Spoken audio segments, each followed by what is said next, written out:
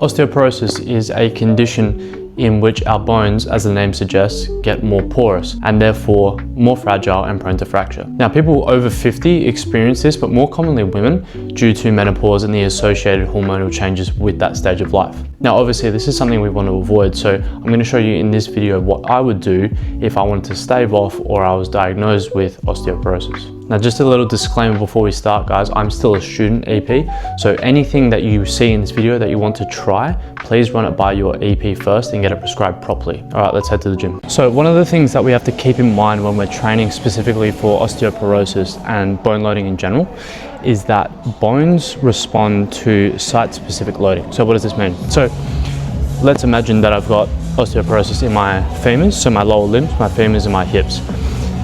They will not respond to stimulus provided to my upper body. So if I was doing bench press, push-ups, rows, whatever it may be, bones do not respond to a general strengthening of the body. They respond to site-specific, which means I would need to do strengthening in and around the lower limbs. So with that in mind, let's imagine that I've got osteoporosis of the lower limbs. What I would start with some super easy impact loading. So one that we can do is heel drops. So we come up onto our tippy toes and then just drop quite roughly onto our heels. Now, we know that impact loading is great for our bones because it actually absorbs the force that we generate, and that is enough to signal to the bones that we need to get stronger and they need to be denser. What you could also do here is you could march on the spot.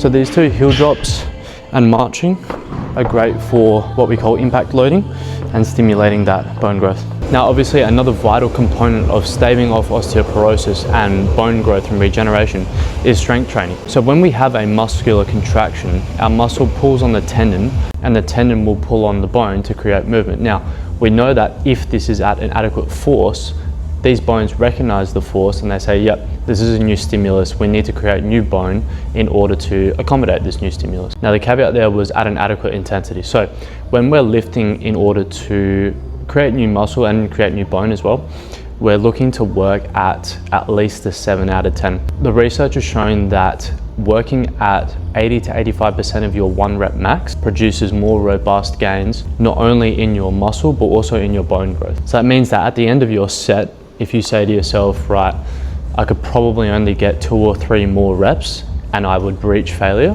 that's a good place to be. So the main 3 that I'd be looking at here if I was trying to strengthen my lower limbs would be a squat pattern. So this could be either sit to stands or a squat with a barbell, dumbbell, whatever it may be.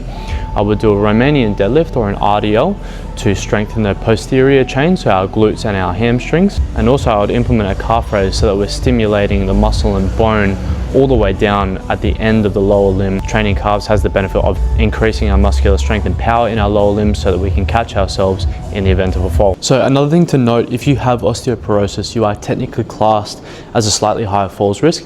Now, that's not because you're any more likely to fall over than anyone else. It's just that the consequences of that fall may be a little bit more serious, right? You're a little bit more prone to fracture, a little bit more prone to serious injury. So for that reason, we're going to be implementing some balance training too. So the ones that I like here are going to be pretty simple, pretty easy to execute. First one we're going to do is a single leg stance. So standing on one limb for about 30 seconds on each side. And then the other one that we're going to do is dynamic balance. So we're doing static first and then dynamic after. And this is a tandem walk, so I'm going heel to toe. Now, please don't be like me when you're doing balance training. Anytime you are doing balance training, especially by yourself, please have something where you can reach out and rebalance, right? I'm doing a bad job. So please don't copy me if you're doing balance training. So guys, that is the program I would do if I wanted to prevent osteoporosis. I really hope it helped.